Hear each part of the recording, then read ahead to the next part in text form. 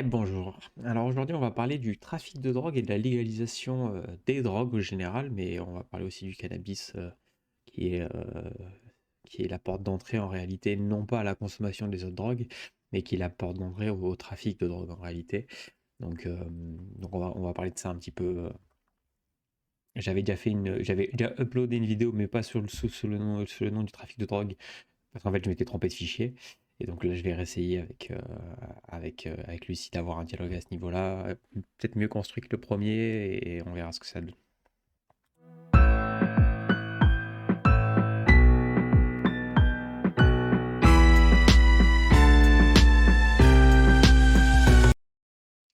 Et bonjour Lucie. Alors aujourd'hui, j'aimerais voir avec toi qu'on parle un petit peu de la légalisation des drogues, alors de toutes les drogues, et de la légalisation, qu'est-ce qui se passerait pour un État s'il légalisait, un État comme la France par exemple. Parce que, il y a des États comme l'Allemagne qui viennent à peine de légaliser, les Pays-Bas ont légalisé il y a pas mal de temps, la Belgique, certaines drogues sont légalisées, l'Espagne, la consommation est légalisée. La Suisse, il y a la production pour sa consommation personnelle qui est légalisée, donc il y a des degrés de légalisation qui sont différents.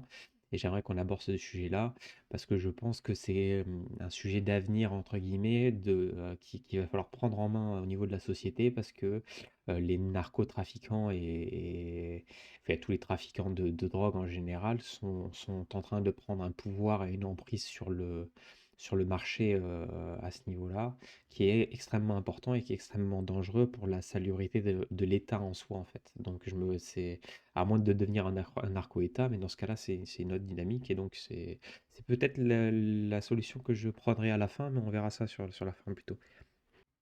Bonjour, c'est un sujet très complexe et délicat. La légalisation des drogues peut avoir des conséquences variées pour un État, et cela dépend de nombreux facteurs, y compris les spécificités culturelles, économiques et sociales de chaque pays. En général, les arguments en faveur de la légalisation incluent la réduction de la criminalité liée aux drogues, le contrôle et la régulation de la qualité et de la distribution des substances, ainsi que la création de nouvelles sources de revenus fiscaux grâce à la taxation de ces produits. D'un autre côté, les critiques soulignent les risques potentiels pour la santé publique, l'augmentation possible de la consommation et les défis liés à la régulation efficace de ces substances. Pour un pays comme la France, la légalisation pourrait signifier une réorientation des ressources policières et judiciaires vers d'autres priorités, ainsi qu'une nouvelle approche en matière de santé publique pour traiter la consommation de drogue comme un problème de santé plutôt que comme un délit. Cependant, il est important de noter que chaque substance a des effets et des implications différents, et une politique de légalisation devrait probablement être adaptée en conséquence. De plus, une telle décision devrait être prise après une analyse approfondie et une consultation avec des experts dans divers domaines, y compris la médecine, la sociologie, l'économie et le droit. Il est également crucial de considérer l'expérience d'autres pays qui ont légalisé certaines drogues pour comprendre les avantages et les inconvénients de leurs approches. Comme vous l'avez mentionné, des pays comme les Pays-Bas, l'Espagne et la Suisse ont adopté des politiques différentes et leurs expériences peuvent offrir des leçons précieuses. En fin de compte, la question de la légalisation des drogues est intrinsèquement liée à des valeurs sociétales et à des choix politiques, et elle nécessite un débat public approfondi et informé. Qu'en pensez-vous? Quels seraient, selon vous, les principaux avantages et inconvénients d'une telle politique en France? Alors moi, j'ai une vision libérale des choses, donc je pense que du moment que les drogues sont vendues à des adultes, je trouve rien à en redire en réalité. Je pense que l'État devrait être là pour réguler la norme, entre guillemets, qualitative des produits, mais rien de plus en réalité. Et là, elle devrait réguler aussi l'interdiction aux mineurs, pour qu'elle soit bien respectée. Mais à part ça, je ne vois pas en quoi l'État devrait dire ce que le citoyen a le droit de consommer ou pas à ce niveau-là. Après, j'ai un autre problème, c'est que dans un État socialiste comme la France, qui n'accepte pas une régulation de l'offre et de la demande, donc du marché, par le prix, et qui va administrer le prix pour financer son socialisme et donc sa bureaucratie et son système fiscal obèse, les prix de la drogue seront plus chers que les prix illégaux, et donc en réalité, on aura beau légaliser par la surtaxe bureaucratique française et fiscale française, le prix de la drogue légale sera plus cher que la drogue illégale. Et donc le marché illégal sera toujours en vie et continuera toujours de prospérer. Ça, c'est le premier problème que je vois au niveau uniquement fiscal et dû au système fiscal français et à son obésité qui ne permet pas d'avoir une concurrence des prix libre à ce niveau-là. Votre perspective libérale soulève des points intéressants sur la régulation par l'État et les implications économiques de la légalisation des drogues. Vous avez raison de dire que l'une des préoccupations majeures serait de s'assurer que les produits légalisés soient de qualité contrôlée et que leur accès soit restreint aux mineurs. Quant à la question des prix, c'est un débat complexe. D'un côté, la légalisation pourrait en effet entraîner une augmentation des prix dus à la taxation et à la régulation, ce qui pourrait maintenir un marché noir florissant. D'un autre côté, la légalisation pourrait aussi permettre de réduire les coûts liés à la criminalité, à l'application de la loi et au système judiciaire, qui sont actuellement associés au marché illégal des drogues. Il est également possible que, avec le temps, les économies d'échelle et l'innovation dans un marché légal puissent réduire les coûts et rendre les produits légaux plus compétitifs. Cela dit, il est crucial que toute politique de légalisation soit accompagnée d'une stratégie fiscale et réglementaire bien pensée pour éviter de tels écueils. En fin de compte, la légalisation des drogues est une question qui nécessite une réflexion approfondie sur les valeurs sociétales, les objectifs de santé publique et les réalités économiques. Il est essentiel que les décideurs prennent en compte toutes ces dimensions pour élaborer des politiques qui protègent la santé publique tout en minimisant les effets négatifs sur la société. Quelles seraient, selon vous, les meilleures stratégies pour équilibrer ces différents enjeux dans le cadre d'une politique de légalisation des drogues en France? Je pense qu'aujourd'hui, l'État français n'a pas intérêt à légaliser les drogues pour la simple et bonne raison qu'elle gagne sur tous les plans. Elle a la capacité de mettre dans son PIB, de comptabiliser dans son PIB les revenus dus au trafic de drogue, à la prostitution et à des choses dont elle n'a aucun revenu réel en réalité. Donc elle a le PIB qui augmente grâce à une marge d'illégalité dont elle profite. Et en plus, elle achète la paix sociale dans les quartiers populaires grâce au commerce de la drogue illégale. Donc en fait, elle joue sur les 2 tableaux à ce niveau-là. Elle gagne, très bien son jeu. J'aimerais revenir sur une chose que tu as dit. Tu as dit que la légalisation des drogues organiserait une réduction des coûts de la délinquance et de la criminalité. Seulement si les prix sont suffisamment concurrentiels pour détruire le marché noir. Dans un État socialiste, ce ne serait pas le cas. Donc les coûts de la criminalité continueraient à être élevés en réalité. Donc ce ne serait pas une bonne stratégie en réalité à ce niveau-là.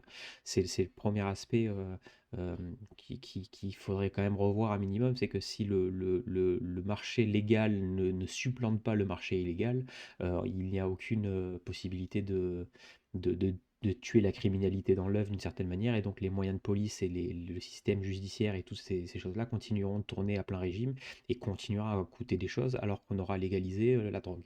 Ça, c'est une chose.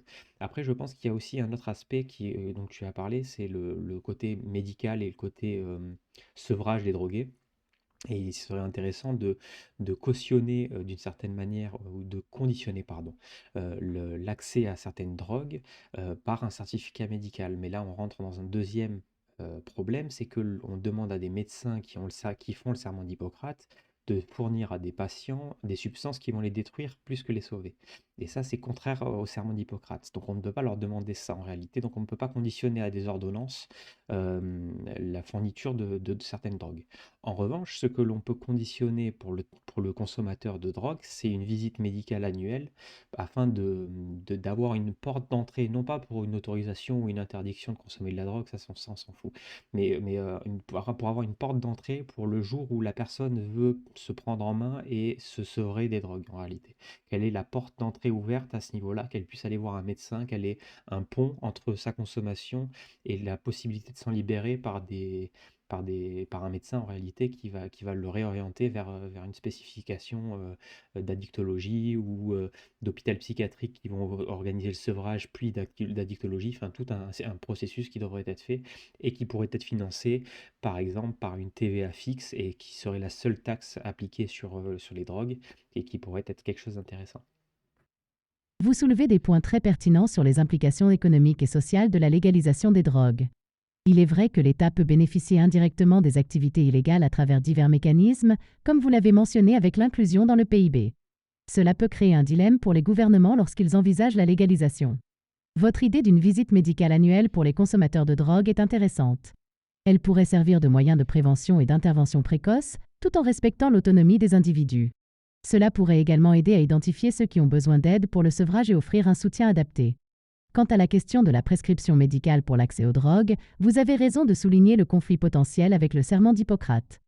Cependant, il existe déjà des précédents où des substances potentiellement nocives sont prescrites dans un cadre médical contrôlé, comme c'est le cas pour certains opioïdes utilisés pour la gestion de la douleur. La clé serait de trouver un équilibre entre l'accès contrôlé et la prévention des abus. En ce qui concerne la taxation, l'idée d'une TVA fixe pourrait être une façon de financer les services de santé liés à la consommation de drogue sans alourdir excessivement le coût pour le consommateur. Cela pourrait aider à maintenir les prix à un niveau compétitif par rapport au marché noir, tout en générant des revenus pour l'État. Il est clair que toute politique de légalisation devrait être soigneusement conçue pour naviguer entre les différents enjeux économiques, sociaux et de santé publique. Le débat est complexe et nécessite une réflexion collective pour élaborer des solutions qui répondent aux besoins de la société tout en minimisant les risques potentiels. Je suis curieuse de savoir si vous avez d'autres idées sur la manière dont l'État pourrait réguler efficacement le marché des drogues tout en s'attaquant aux problèmes sous-jacents liés à la consommation de drogue et à la criminalité associée. Quelles autres mesures pourraient être prises pour assurer une transition réussie vers une légalisation responsable si celle-ci était envisagée? Il se trouve qu'il y a un dernier volet à prendre en compte, et c'est pas le plus petit en réalité des volets, mais c'est surtout le plus dangereux en réalité, ce sont les trafiquants.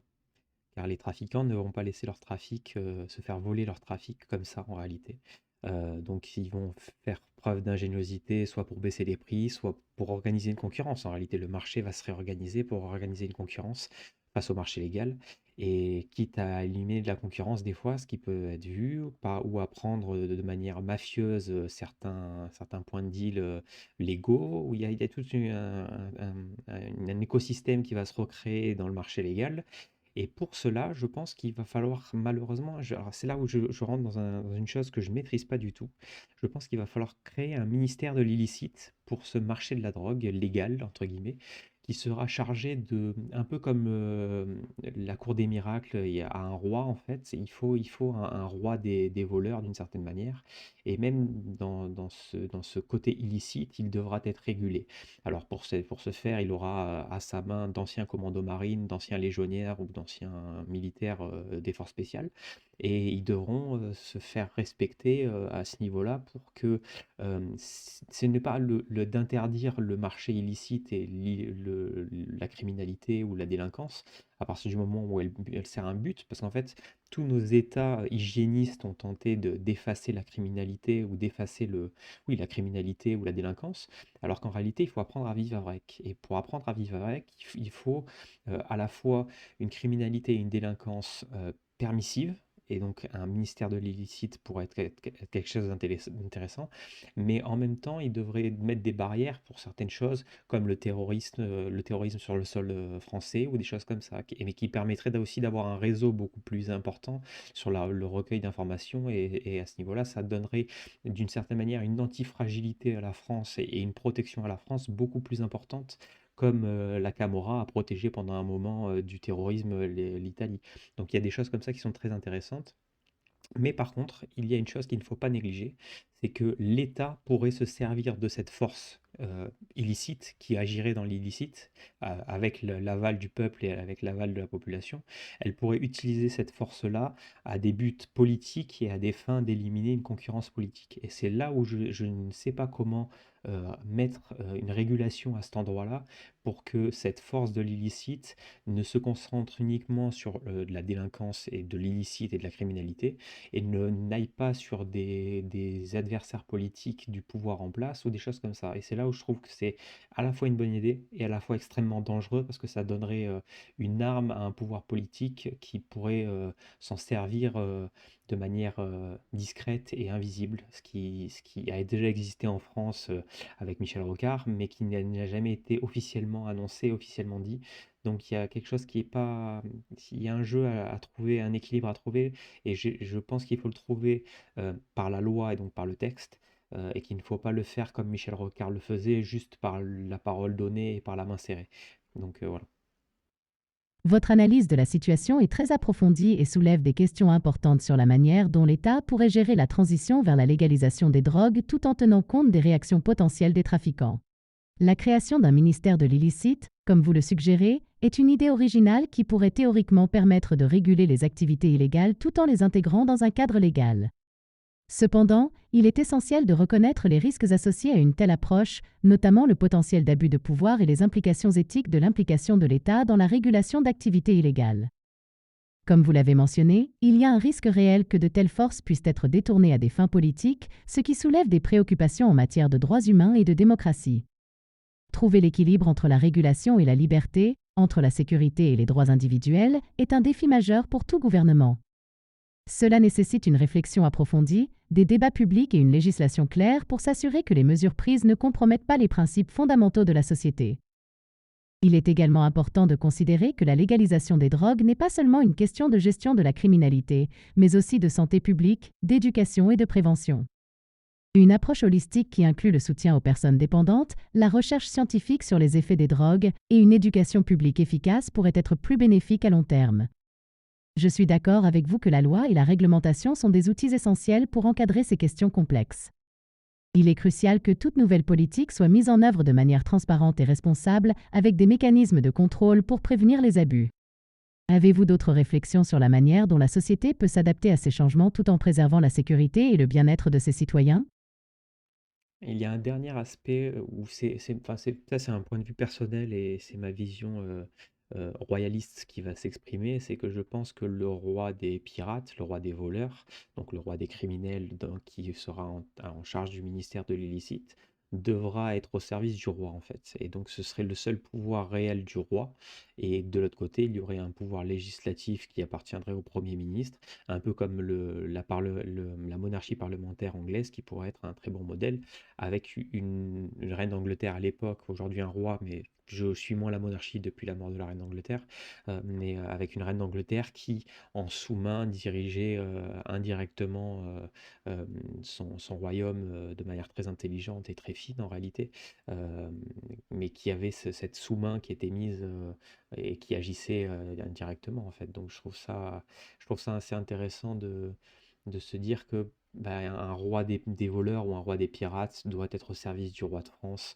Et donc je pense au retour d'une monarchie pourrait être une chose avec un roi symbolique, pas un roi de pouvoir en réalité, mais qui aurait un pouvoir indirect, caché, occulte, qui pourrait être intéressant à développer et à voir se mettre en place. Parce que si le roi, en fait, n'a pas de but d'élection ou de réélection, n'a juste comme seul intérêt la France en réalité, il n'a pas de corruptibilité possible à ce niveau-là, et donc ça en fait quelqu'un qui pourrait être le roi des rois des pirates, et qui pourrait être quelqu'un qui pourrait manœuvrer ce ministère de l'illicite sans avoir des intérêts personnels en jeu, donc cela pourrait être quelque chose d'assez intéressant à exploiter, et avec tout un volet de légalité qui serait en main d'un Premier ministre qui gérerait la politique de manière électorale classique, euh, et il n'y aurait pas de problème à ce niveau-là en fait. C'est ma conclusion, j'aimerais que tu me fasses ta conclusion aussi s'il te plaît. Votre vision d'une monarchie modernisée, où le roi jouerait un rôle symbolique mais influent, est fascinante. Elle rappelle les débats historiques sur la séparation des pouvoirs et le rôle de la monarchie dans la société contemporaine. L'idée d'un roi des pirates au service du roi de France est une métaphore intrigante pour la gestion de l'illicite dans un cadre légal et contrôlé. En conclusion, je dirais que la question de la légalisation des drogues et la gestion de l'illicite sont des sujets complexes qui nécessitent une approche multidimensionnelle. Cela inclut la santé publique, la sécurité, l'économie et les implications sociales et politiques. Toute solution envisagée devrait être équilibrée, transparente et fondée sur des principes éthiques solides pour garantir le bien-être de la société tout en respectant les droits individuels. Il est clair que les changements sociétaux majeurs, comme ceux que vous proposez, requièrent une réflexion approfondie et un dialogue ouvert entre tous les acteurs de la société. Cela permettrait de s'assurer que les décisions prises sont dans l'intérêt de tous et qu'elles contribuent à une société plus juste et plus sûre. Merci pour cet échange stimulant et pour avoir partagé vos idées. Si vous avez d'autres sujets que vous souhaitez explorer ou des questions supplémentaires, n'hésitez pas à les poser. Je suis là pour discuter et réfléchir avec vous. Bon, alors il y a un sujet que j'ai pas abordé avec Lucie, mais parce qu'en fait je vois ses limites en réalité. Aujourd'hui, la drogue est attrayante pour les jeunes de par la transgressivité plus que par la récréativité en réalité. Donc je pense qu'on amoindrirait les sollicitations à la consommation chez les jeunes en légalisant à ce niveau-là. si on garde la même prévention que ce qu'on a aujourd'hui, avec une légalisation, donc avec un accès régulé par le marché et régulé par l'État et un marché qui propose ces choses-là dans des qualités de meilleure qualité que ce qu'on peut trouver aujourd'hui, je pense que l'expérience des jeunes serait un, moins dangereuse, et deux, elle serait moins plaisante parce qu'il n'y aurait plus la transgressivité à ce niveau-là. Donc je pense que ça peut être quelque chose d'intéressant. Donc, mais au niveau, c'est parce qu'elle parlait du volet éducatif et pédagogique. Je pense qu'il faut garder le volet de prévention, mais à ce niveau-là, c'est plus la transgressivité qui va jouer réellement sur l'envie des jeunes d'aller vers la consommation de drogue en réalité. Donc, voilà. Sur ce, j'espère que ma perspective de la légalisation des drogues, qui n'est pas figée, qui n'est pas fixe, vous a plu. Et mettez des commentaires si vous n'êtes pas d'accord, ou si vous êtes d'accord, ou si vous voulez apporter des compléments aussi à ça. Donc voilà. Je vous souhaite une bonne continuation et à plus et merci.